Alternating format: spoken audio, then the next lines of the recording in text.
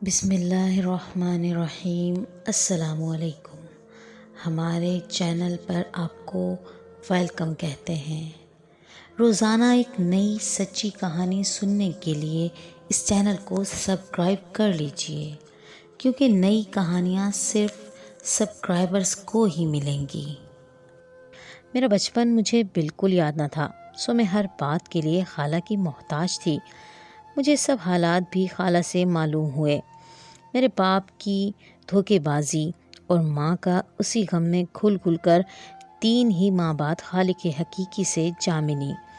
یوں میرا اپنے ددیال سے کسی قسم کا میل ملاپ نہ تھا، اور مجھے اپنے ہمراہ لیے کوئٹہ سے ساہیوال جا کر چھپ گئیں، اور اب ہم چند سال روپوش رہنے کے بعد پچھلے 6 سال سے ہم ملتان میں رہائش پذیر ہیں۔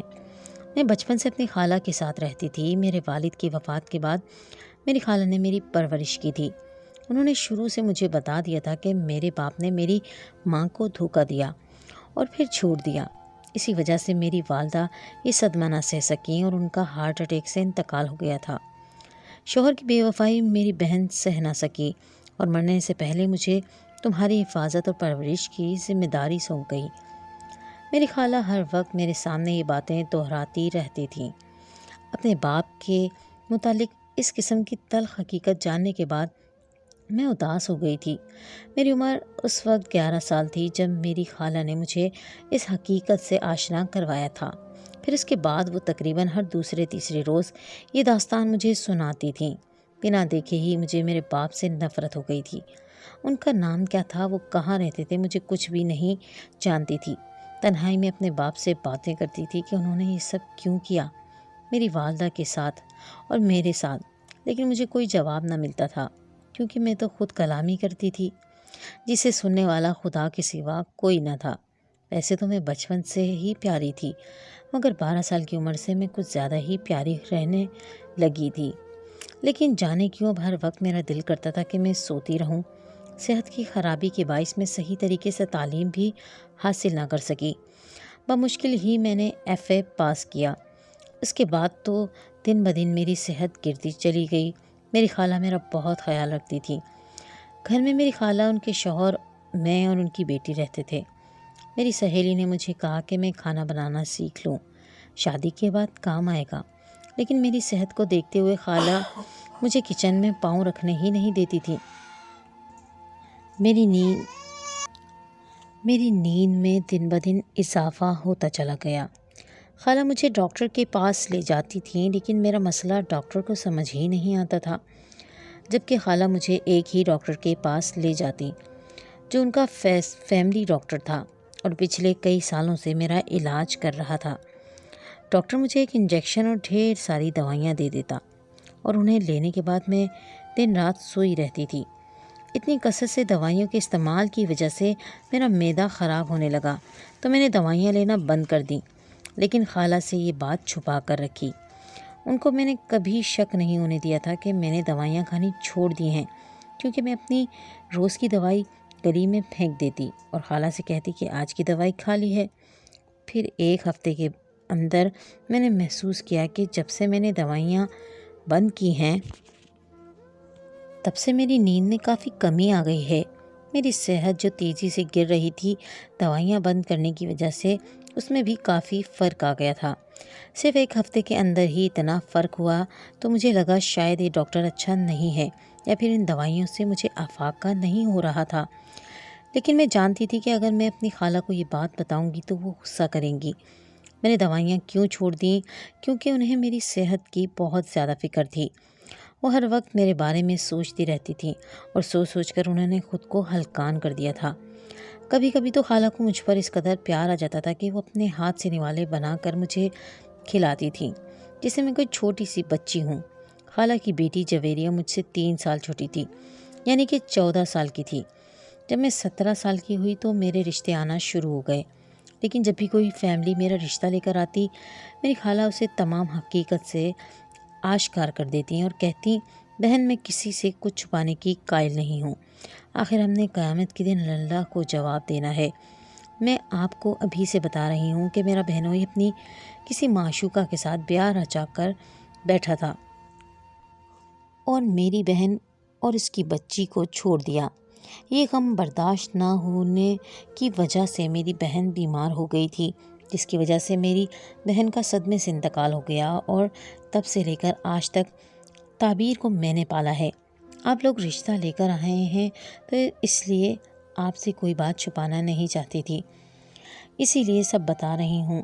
میں اپنے کمرے سے باہر نکلی تو یہ باتیں میری خالہ ایک خاتون سے کر رہی تھی جو میرا رشتہ لے کر آئی تھی۔ یہ سنتے ہی وہ خاتون بولی، معاف کرنا بہن، ہم ایسے بے وفا شخص کی بیٹی کو بہو نہیں بنا سکتے، ہماری طرف سے معذرت۔ ہم تو آپ کا یہ گھر دیکھ کر آئے تھے، لیکن ہمیں بھی زمانے کو منہ دکھانا ہے۔ یہ بھی اپنے باپ کی طرح ہر ذمہ داری سے بھاگ گئی تو ہم کل کو کیا کریں گے؟ اس خاتون نے کہا اور رخصت ہو گئی۔ اس کے بعد آئے دن یہی سب ہونے لگا۔ ہر چند ماہ بعد میرا کوئی رشتہ آتا اور اسے یہی جواب دیا جاتا، اور پھر وہ رشتہ پلٹ کر آتا ہی نہیں۔ مجھے میری خالہ کی سچائی نے بہت متاثر کیا تھا۔ مجھے ان کی یہ بات اچھی لگی تھی کہ وہ کسی سے باتیں چھپاتی نہیں ہیں، مگر مجھے دکھ بھی ہوتا تھا۔ میں تنہا بیٹھ کر بہت روتی تھی کہ میرے باپ ایسا کیوں کیا، اور آج اس کی وجہ سے میرا کہیں پر رشتہ بھی نہیں ہو رہا۔ لوگ ہمارے بڑے گھر کو دیکھ کر رشتہ لے کر آتے تھے، لیکن مایوس ہو کر واپس چلے جاتے۔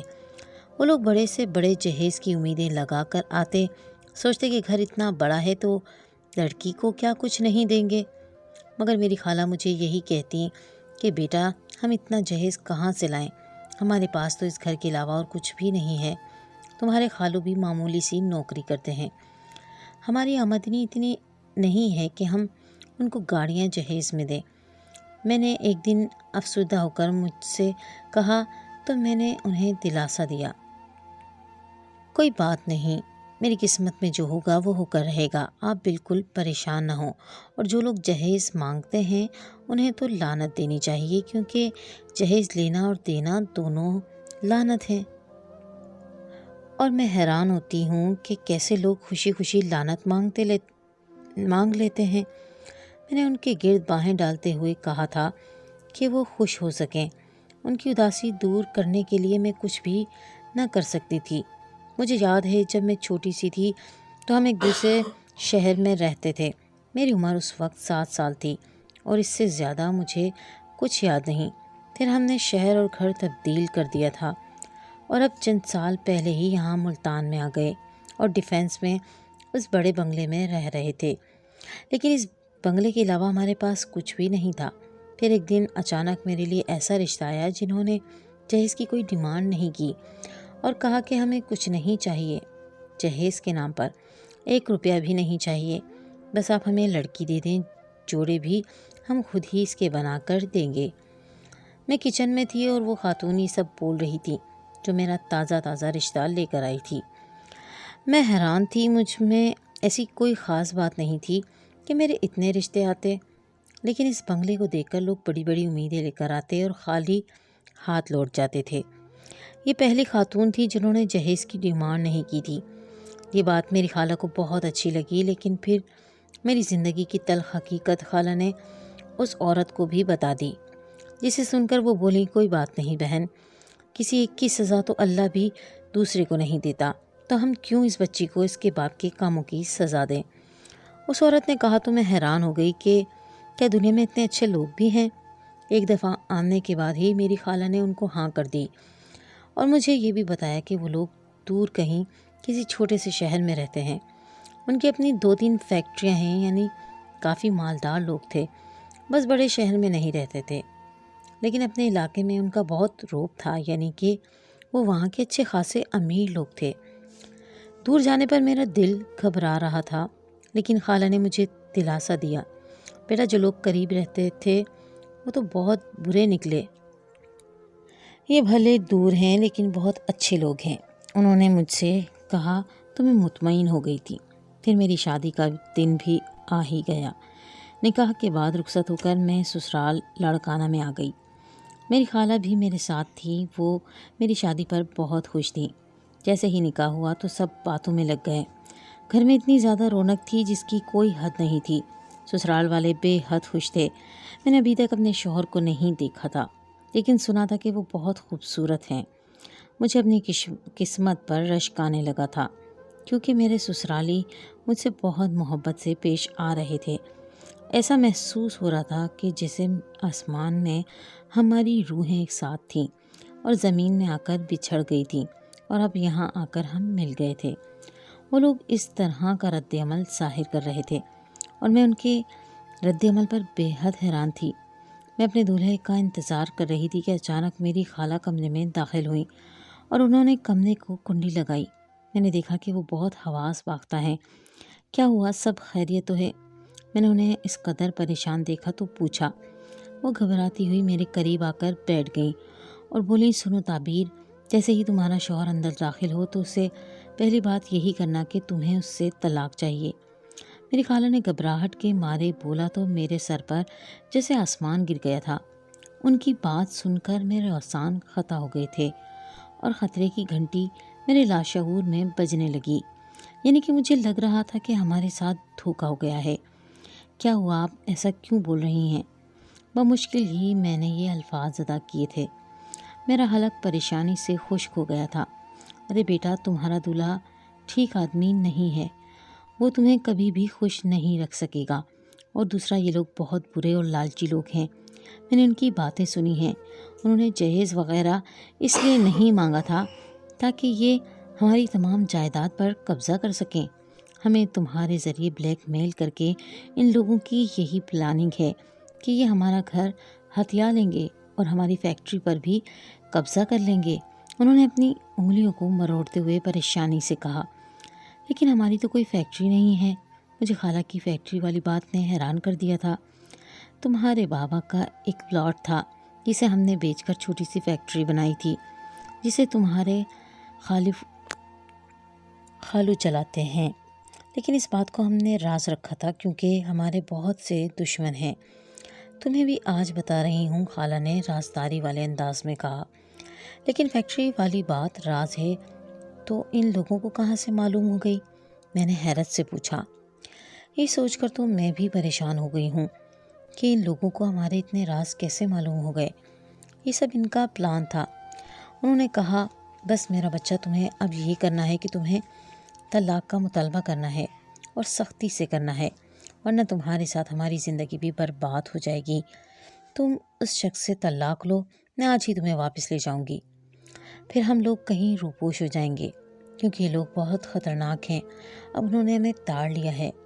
اس وقت باہر سے کچھ آوازیں آنے لگیں، شاید دولہا آ رہا تھا اور اس کے دوست گانا گاتے جا رہے تھے۔ لگتا ہے تمہارا شوہر آ رہا ہے، میں جا رہی ہوں، اور جیسے میں نے کہا وہی کرنا اور اس کی ایک نہ سننا۔ یہ لوگ بہت ہی دھوکے باز ہیں۔ پھر خالہ فوراً کمرے سے باہر نکل گئیں۔ تھوڑی دیر بعد میرے شوہر کمرے میں آ گئے۔ وہ میرے قریب آ کر بیٹھ گئے تو خوشبو کا ایک جھونکا سا مجھے محسوس ہوا۔ میں نے اپنی لرزتی ہوئی پلکیں اٹھا کر انہیں دیکھا تو وہ بے حد حسین تھے، یوں کہیں کہ مردانہ وجاہت کا شاہکار تھے، اور میں انہیں دیکھتی ہی رہ گئی۔ نہ جانے کب سے مجھے تمہاری تلاش تھی، اور دیکھو آج قسمت نے ہمیں ملا ہی دیا۔ انہوں نے میرا ہاتھ اپنے ہاتھوں میں لے کر محبت بھرے انداز میں کہا تو میرا دل ڈوب کر ابھرا۔ اتنے حسین شوہر کو چھوڑنے کا میرا دل نہیں کر رہا تھا، لیکن مجھے وہی کرنا تھا جو مجھے خالہ نے کہا تھا۔ اب میرے قریب مت آئیے، مجھے طلاق چاہیے، میں نے فوراً کہا تو انہوں نے حیرت سے میری طرف دیکھا۔ کیوں؟ انہوں نے مسکراتے ہوئے شریر انداز میں کہا۔ تو مجھے حیرت ہوئی، مجھے لگا وہ غصہ کریں گے، لیکن وہ مسکرا رہے تھے۔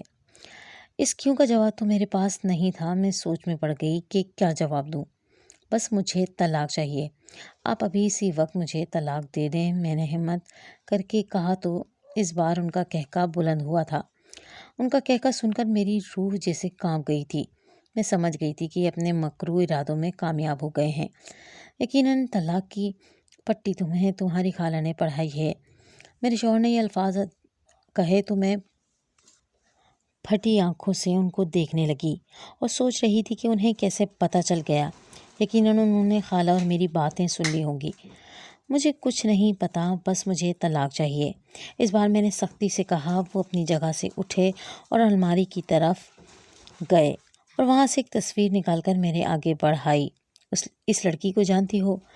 انہوں نے تصویر مجھے تھماتے ہوئے کہا تو میری حیرت کی انتہا نہ رہی، کیونکہ وہ میری بچپن کی تصویر تھی جس میں میری عمر 4 سال تھی، اور انہی کپڑوں میں ایک تصویر میرے اپنے پاس میرے گھر میں بھی پڑی ہوئی تھی۔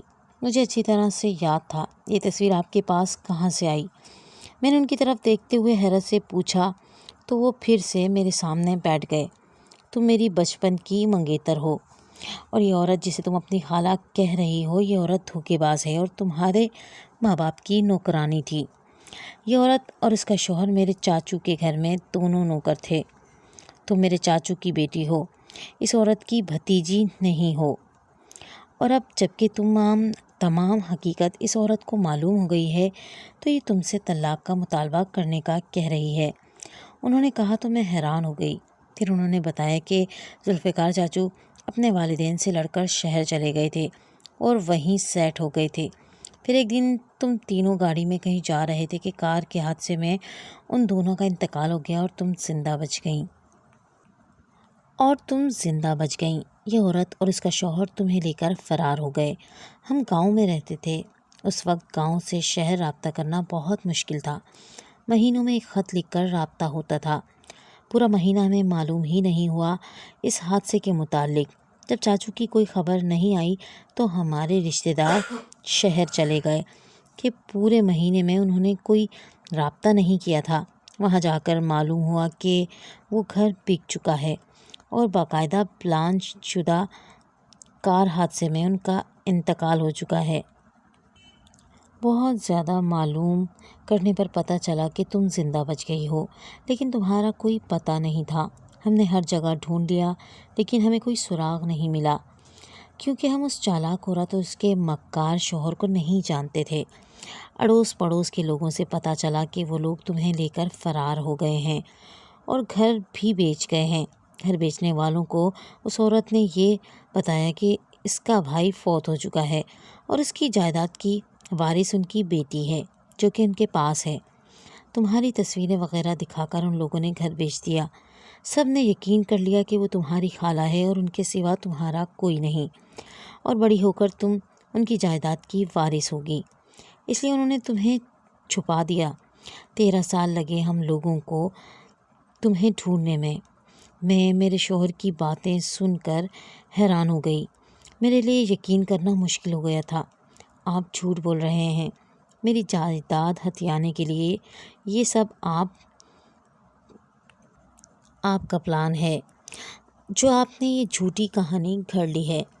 میں نے اس سے فوراً کہا۔ میرا دل ان کی بات ماننے کو تیار ہی نہیں تھا۔